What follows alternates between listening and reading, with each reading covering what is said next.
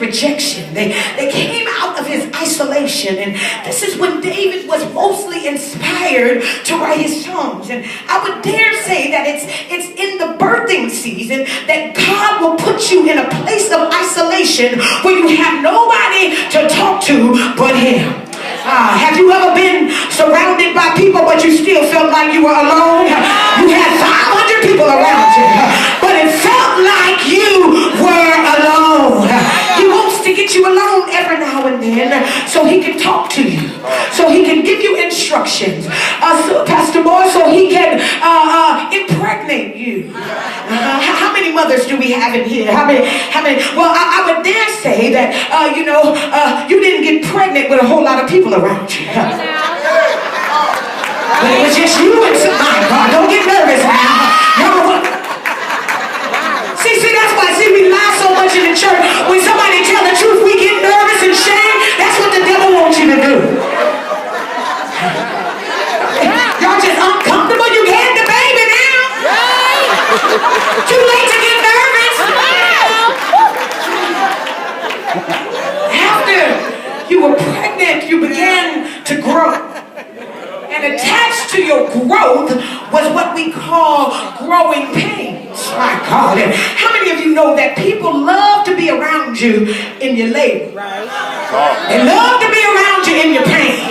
They love to be around you when you're going through, because they like to compare your go through with they go through. How many of you know that misery love company? And as long as you stay in sickness like them, as long as you stay broke like them, they'll stay around you. Oh, but when you're about to give birth,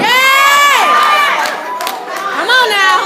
when they know that your birth consists of something beautiful, Right. That's when everybody disappears. I tell them, if you can't celebrate me in my struggle, I don't want you around in the glory. Because where were you when I didn't have no money? Where were you when they locked me out my house? Where were you when I had to have my park in the garage? Oh, I'm the only one? Somebody just needs to turn around. He might give you a new car if you be honest.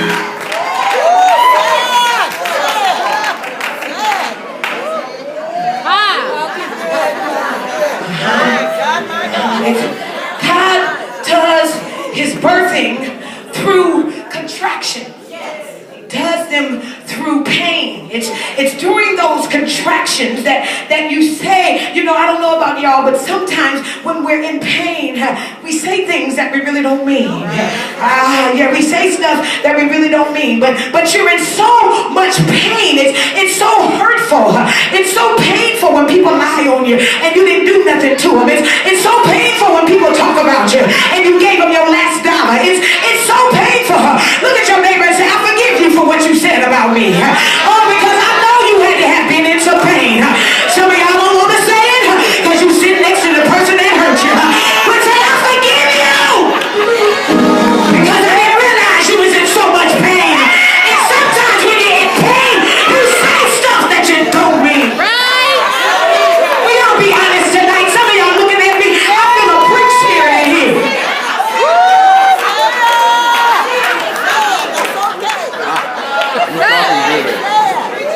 Say stuff when we're going through pain, and some things we have to take back. And anytime God is ready to use you, supervisor, anytime God is ready to bless you, he tends to bless you in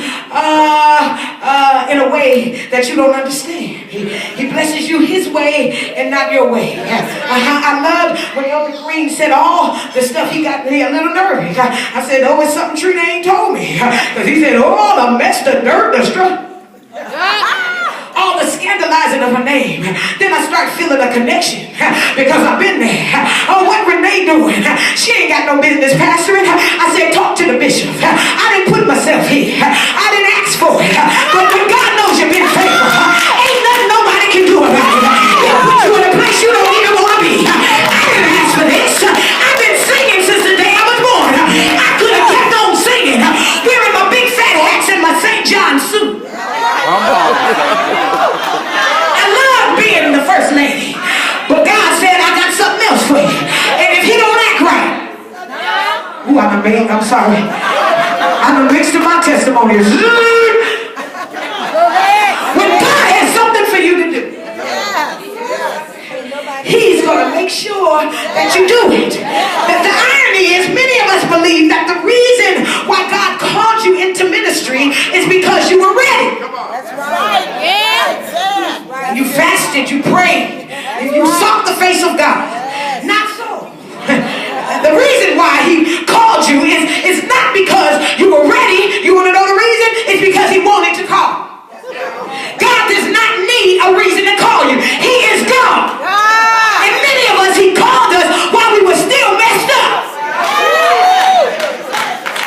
Somebody said, I got called while I was in prison. I got called when I was sick. I got called when I was... It's not because you were ready. He usually calls you to do ministry while you're in the middle of your misery. That's right. Because most times when He calls you, supervisor, the ones that he really wants, the real chosen ones, don't want to go.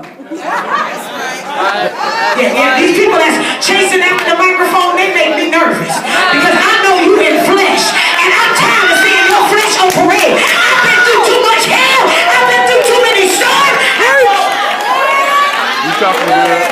I don't come to watch you in your entertainment. If I want to be entertained, I watch entertainment tonight. But when I come to the house of God, I need a miracle. I need a breakthrough. I need a healing.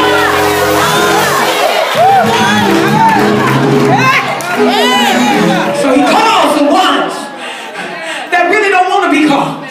He calls the ones. He calls the ones that everybody else didn't think was going to be called. He calls the ones that everybody put down, that everybody looked over, that everybody walked over, that everybody walked by. My God. I was the one in the family. My grandparents used to say, Lord Audrey, I want to thank God for my mothers who's with me today. They say, Lord Audrey, she need. She need tutoring every day. No, you want us to pay the extra money? She don't just need it on Wednesday, Audrey. She need it Monday, Tuesday. And Jess, that was my motivation.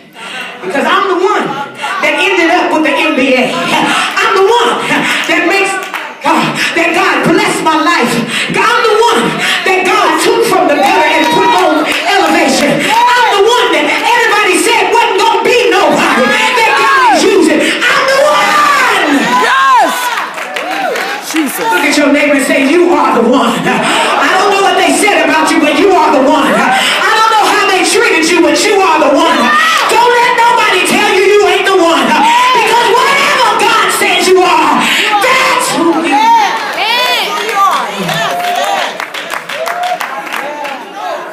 Sometimes the ones who are called, they keep certain things away from the people because some of y'all can't handle the truth. Because they have not come into divine revelation of who you really are. And in order for people to appreciate your ministry, they have to have a divine revelation of your struggle and your personal situation before all of this happened. Yeah, sister, our supervisor didn't wake up and turn around 3 times and became the supervisor. I dare to say she's been through the storm. She's been through the rain. She's been through the rough times. But everything she went through, she still held on to God. I'll guarantee you tonight, some of y'all are sitting next to a person that you have no idea what they've been through. Oh my God. But if you knew what they've been through, some of y'all would probably cry right now. Look at your neighbor and say, you really don't know. You really don't know where I've been. You really don't know the storms in my life. You really don't know what God has brought me out of. You probably stand on top of your head. You probably grab the oil and pour it all over me. But God brought me out. He is a deliverer. Not only a deliverer, he's a strong He's a strong deliverer.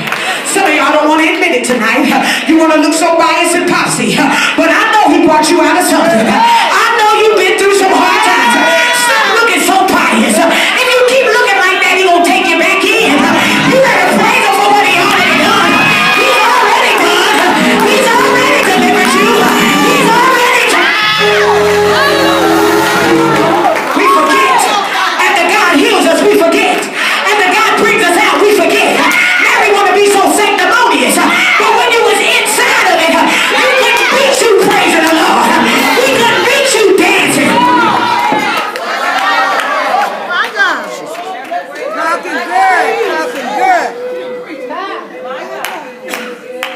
couldn't beat you praising when you were in your struggle. Ah, my God. If you really want to be honest, God called some of us when our character was questionable. At times when we didn't really feel like praising God. In fact, there were times when He moved me into position when my life was shaky. My mind was out of whack. But it didn't stop God. Why didn't it stop God? Because He already completed it before I got started. So some of y'all, you might as well stop tripping. Stop scratching your head. Stop wondering. You have been chosen. Look at your neighbor and say, stop thinking about it. You have been chosen. Stop fighting with it. Stop struggling with it, Jacob. You have been chosen. God is standing at the end of your struggle saying, come on through here. Just come on through here so I can use you. Come on through. He's trying to bring you. Some of y'all are in the middle of it right now. But I came to tell you tonight that God don't operate in the middle. The Bible says He's the beginning and the end. He's the first, my God, and the last. He's the Alpha and the Omega. In the middle is where the struggle is. In the middle is where the pain is. In the middle is where the trial is. He don't operate in the middle. You know how it is when you're in class at school and you're in the middle of the test. The teacher don't talk to you. The teacher gets real quiet and said, you should have remembered what I told you at the beginning. Did you take any notes? Did you study? When we get in the middle, hallelujah, we want God to come. And He's saying, I want to see if you still going to say, I'll bless the Lord at all times. And His praises shall continually be in my mouth. My soul, He wants to see how much you can go through before you say, God, I can't take no more. Do you know you're supposed to ask God, take me through. Don't take me out, but take me through. Because if you come out in the middle, that's where your blessing lies. Right where you stop. Right where you're in. He might want it to make you something else, but you stop in the middle. I don't know what you've been fighting against, but I want you to know that God is committed to bringing you out. He's committed to bringing you out again and again and again. He never gets tired of bringing you out. Ah, my God. Some of y'all, you do better if you tell your testimony. Ah, my God. The Bible says we are overcome by the blood of the Lamb and by the word of our testimony. Our testimony is not chicken in the icebox. Testimony is not shoes on your feet or cereal in the cupboard. That's automatic. He does that for the believer. But a testimony is data and proof that what God did before, He's able to turn around and do it again. Look at your neighbor and say, tell your testimony. Your testimony ain't what you tell on Sunday morning. Some of y'all need to really tell what God has brought you through. The Bible says, make known His deeds among the people. You're supposed to testify. Your test is the thing that made you. Test is the thing that thorn in your side that says, I ain't got out of this by myself. But it took a God to bring me out. And as long as I know who done it, I'm going to give Him the credit. Yes. When David starts out in his journey, where the Lord decides that He's going to anoint him. And when the Lord decides He's going to anoint